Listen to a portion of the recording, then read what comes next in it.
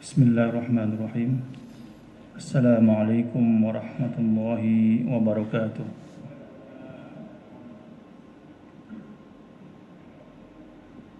Alhamdulillahi rabbil alamin wa bihi nasta'inu ala umuri dunya waddin. Wassalatu wassalamu ala asrafil anbiya'i wal mursalin wa ala alihi wa ashabihi wa man tabi'ahum bi ihsanin ila yaumiddin, amma ba'du. Jamaah salat zuhur yang dimuliakan Allah Subhanahu wa taala,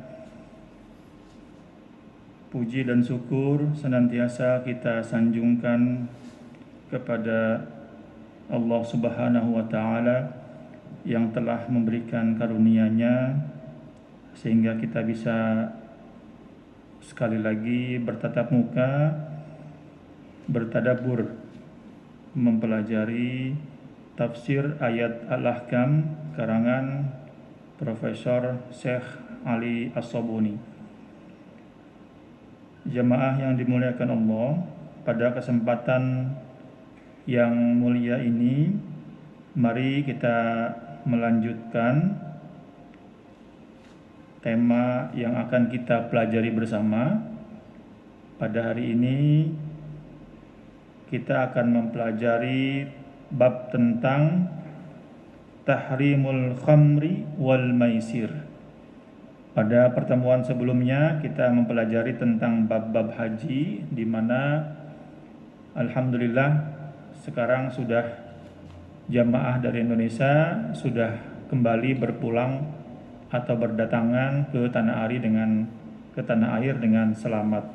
Kita berdoa semoga orang tua, saudara-saudara maupun keluarga yang berkesempatan ibadah haji mendapatkan haji yang mabrur, dan kita juga diberikan kesempatan oleh Allah untuk menjadi tamunya di suatu saat nanti. Amin ya rabbal alamin. Bab tahrimul khamri wal maisir, bab tentang haramnya khamr dan maisir, judi. Qala Allah Ta'ala yas'alunaka 'anil khamri wal maisir qul fihima ithmun kabirun wa manafi'un lin-nasi wa ithmuhuma akbaru min naf'ihima wa yas'alunaka madza yunfiquna qulil afwa kadzalika yubayyinullahu lakumul ayat la'allakum tattafakkarun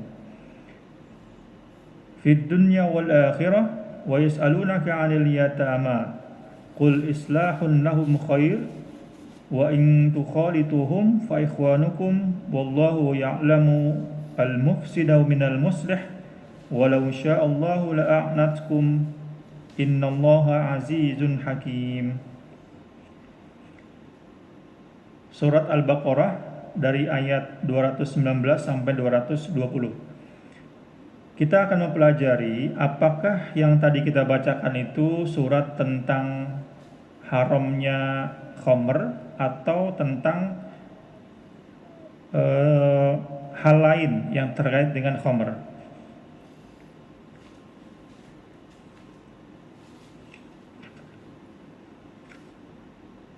Sababun nuzul. Sebelum kita mempelajarinya, kita terlebih dahulu mengetahui bagaimana latar belakang turunnya ayat yang tadi kita bacakan. Awalan, Ruwiyal Imam Ahmad wa Abu Dawud wa Tirmidzi an Umar ibn al-Khattab annahu qala Allahumma bayyin lana fil khamri bayanan syafiyan fa innaha tadhhabu bil mali wal aqlu. Yang pertama ada riwayat dari Imam Ahmad dan Abu Dawud serta Tirmidzi bahwa suatu ketika Umar bin Khattab berdoa kepada Allah Subhanahu wa taala, "Ya Allah, berikanlah kami petunjuk darimu tentang hukum khamr sejelas-jelasnya." Karena khamr ini sudah banyak terjadi di lingkungan kami, banyak yang kehilangan akal dan juga banyak yang kehilangan harta dikarenakan mabuk. Fanazalat hadhil ayat, maka turunlah ayat Al-Quran yang tadi kita bacakan. Fadu'a Umar faquri'at alaihi faqala Allahumma bayyin lana fil khamri bayanan syafian. Ketika Umar dibacakan ayat yang tadi, Umar kembali berdoa, ya Allah, berikanlah kami petunjuk darimu tentang hukum khamr sejelas-jelasnya. Berarti ayat yang tadi masih belum jelas bagi Umar hukum tentang khamr itu apa. Maka Umar berdoa sekali lagi. Lalu turunlah ayat Al-Quran yang berbunyi, ya ayyuhalladzina amanu la taqrabus sholata wa antum sukara. Turun ayat Al-Quran yang berbunyi, wahai umat mukmin, janganlah engkau sholat sementara kalian sedang dalam keadaan mabuk. Fakana munadi Rasulullah idza aqama as-salata nada alla yaqrabna as-salata sukran. Demikian juga dengan perkataan Rasulullah yang pada intinya tidak boleh orang yang mabuk itu mendekati atau mendekatkan kepada sholat. Lalu Umar berdoa lagi. Jadi sudah 3 kali Umar berdoa. Allahumma bayyin lana fil khamri bayanan syafian. Ya Allah, berikanlah kami petunjuk darimu yang sejelas-jelasnya tentang hukum khamr. Berarti yang ayat pertama, ayat kedua tadi masih belum cukup jelas bagi Umar dan juga bagi masyarakat saat itu. Fanazalat ayat Al-Maidah, maka turunlah ayat yang terakhir tentang khamr, yaitu dalam surat Al-Maidah. Kalau yang tadi kita bacakan ini adalah surat Al-Baqarah. Surat Al-Baqarah tentang khamr ini kemudian dinasakh atau dihapus hukumnya, diganti dengan surat Al-Maidah. Karena surat Al-Baqarah yang tadi kita bacakan itu masih belum memberikan kriteria hukum yang jelas, maka dihapus atau diganti dengan hukum yang lebih jelas. Yang kedua, ketika Umar mengatakan, ya Allah, berikanlah kami petunjuk kepadamu, itu berarti Umar ingin menyampaikan bahwa untuk melarang sesuatu pada saat itu, Allah Subhanahu wa Ta'ala punya metode yang tadrijian atau metode bertahap. Tadi beberapa ayatnya kan berbeda-beda ya. Ada yang tentang langsung menyebutkan bahwa khamr itu dosa. Tapi meskipun berdosa, tapi di ayat yang tadi kita bacakan itu masih ada manfaatnya, katanya gitu. Maka belum jelas hukumnya apa. Ayat yang kedua mengatakan jangan mendekati sholat ketika kalian mabuk. Kata-kata jangan mendekati sholat itu berarti setelah sholat orang boleh mabuk. Dan ini yang terjadi pada saat itu. Masyarakatnya masih butuh pencerahan. Pada zaman itu banyak masyarakat yang setelah sholat isya mereka minum minuman khamr. Lalu bangun ketika subuh mereka sudah segar, lalu boleh sholat. Nah, inilah yang disebut oleh mereka, oleh Umar itu adalah tahapan dalam melarang khamr. Yang ketiga baru disebutkan, apakah kalian sudah cukup dengan ayat yang ketiga ini? Hal antum muntahun? Kemudian Umar berkata, intahaina, intahaina. Kami cukup, sudah jelas dan sudah jelas bagi kami hukum khamr itu adalah haram.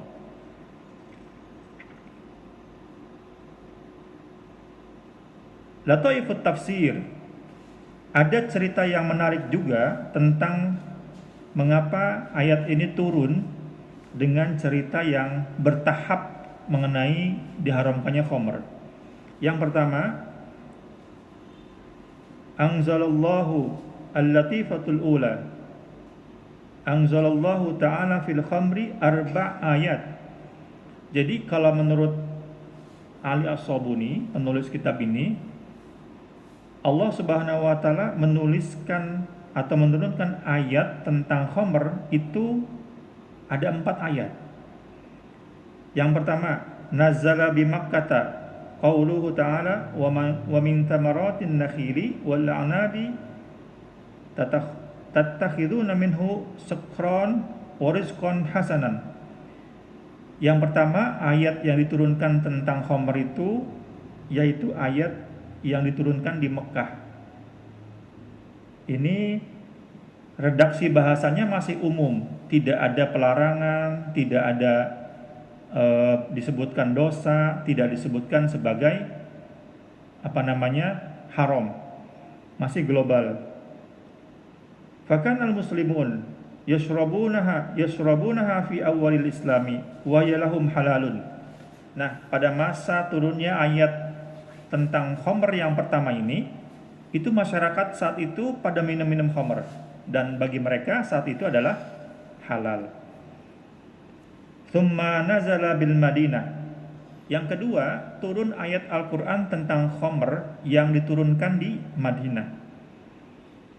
Qauluhu ta'ala yas'alunaka 'anil khamri wal maisir. Nah, ayat yang tadi kita bahas di pertama dibacakan tadi, ini ayat tentang bahwa khamr itu berdosa. Ini menjadi ayat yang kedua yang diturunkan Allah tentang khamr.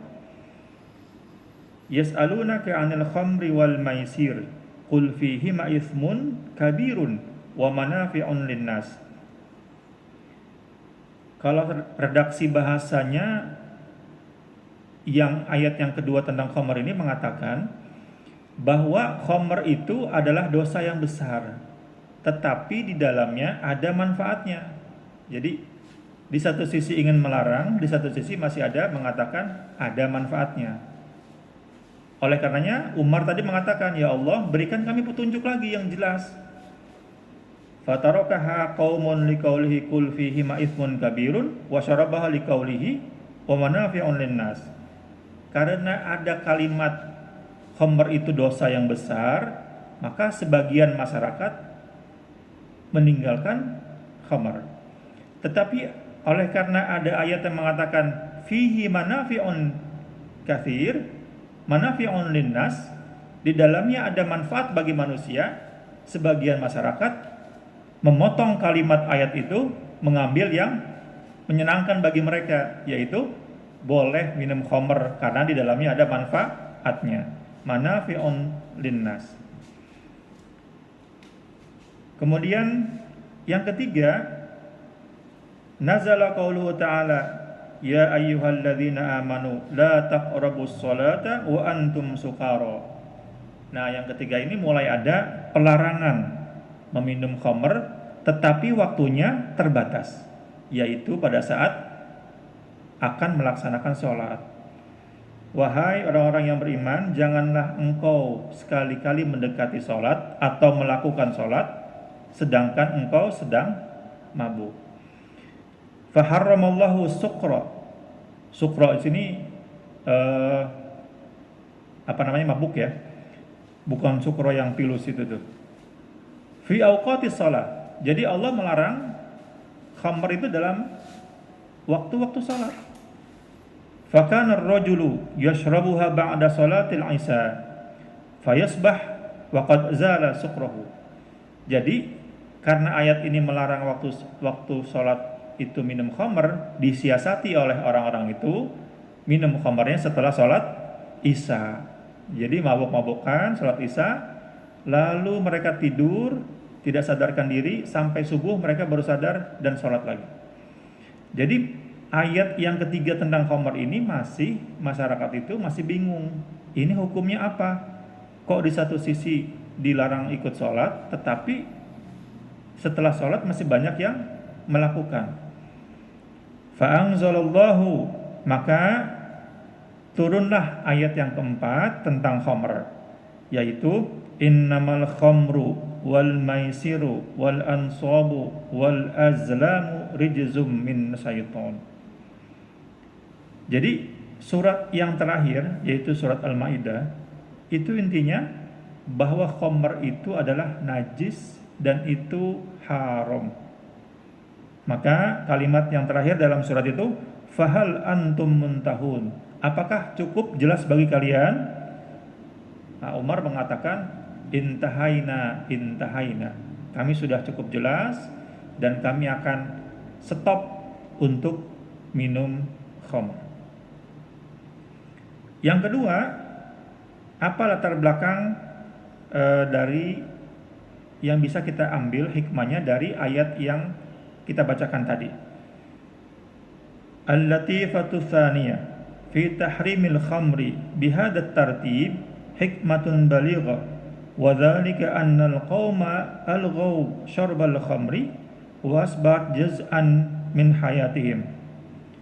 Jadi ayat ini menunjukkan bahwa kalau hendak melarang sesuatu yang perilaku itu sudah menjadi kebiasaan di masyarakat itu, hendaknya bertahap.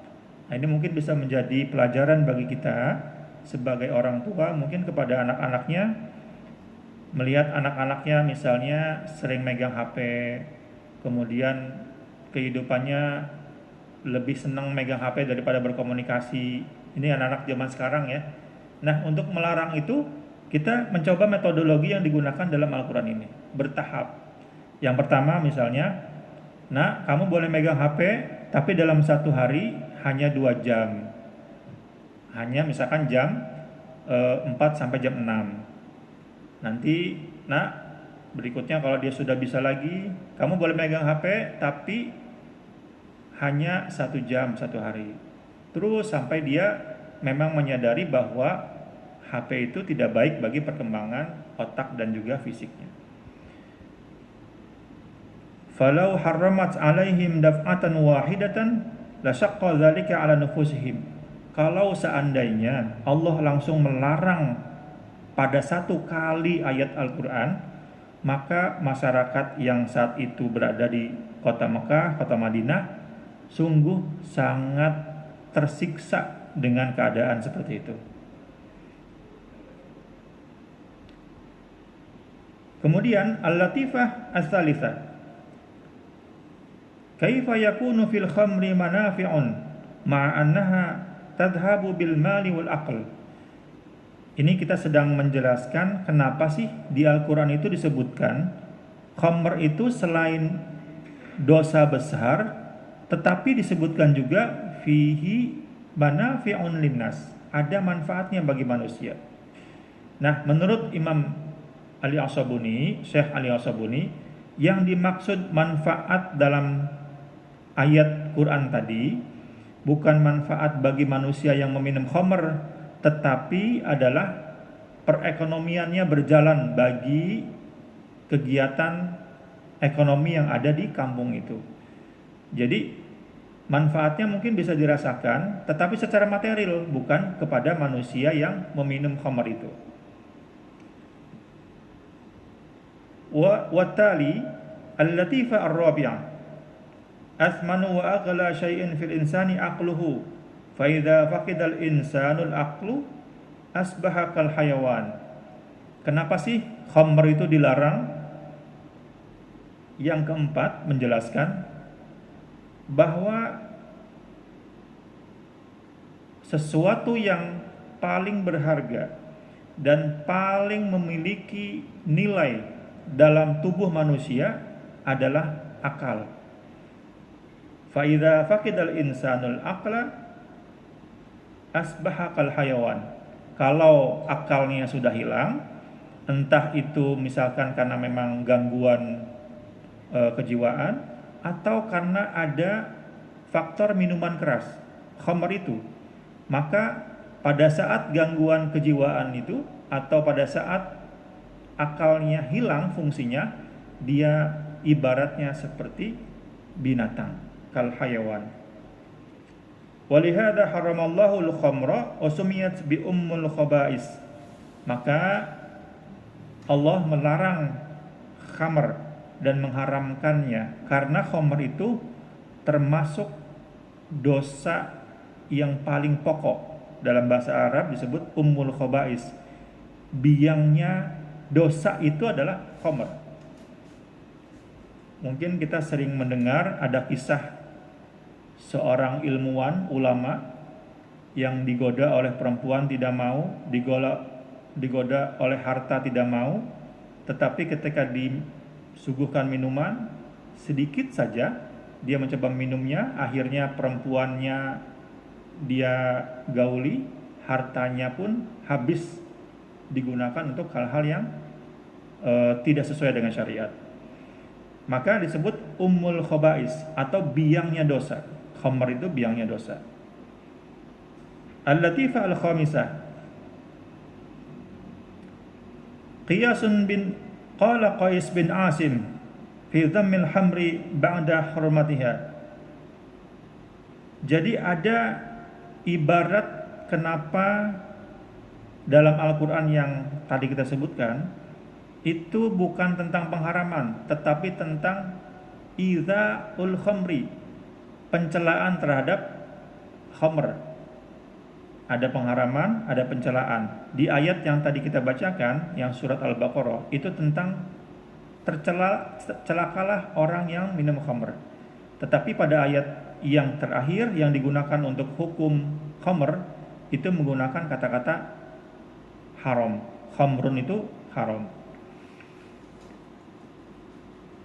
Kemudian yang terakhir, al-latifah as-sadisah, qala sahibul kasyaf fi sifatil maisir alladhi kanu yata'amaluna bihi fil jahiliyah. Ayat itu selain tentang khamr juga ada tentang judi. Jadi judi juga termasuk ke dalam dosa yang besar. Maka sekarang marak judi online. Itu bagian daripada upaya orang-orang yang ingin memperbudak manusia dengan harta melalui cara yang instan. Kita kalau sekali menang mungkin senang, tetapi begitu kalah harta milik orang tua kita gunakan, harta milik istri kita gunakan, atau misalkan milik anak-anak kita gunakan. Itulah yang disebut dengan haram dan ummul khaba'is, biangnya dosa. Jadi biangnya dosa itu ada al-khamru wal maisir, khamr dan berjudi. Jamaah rahimakumullah, sebelum kita melangkah ke hukum-hukum syariahnya, saya ingin juga menjelaskan bahwa selain hukum dalam kitab ini dari tafsir Al-Quran, di Indonesia ada namanya Majelis Ulama Indonesia yang sudah menerbitkan fatwa MUI tentang penggunaan alkohol ke dalam makanan dan juga alkohol bagi minuman serta alkohol bagi obat.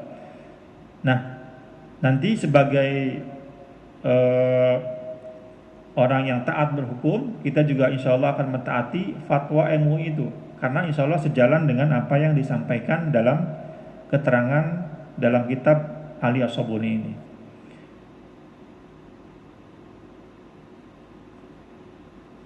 Wazadallahu lana ilman nafi'an.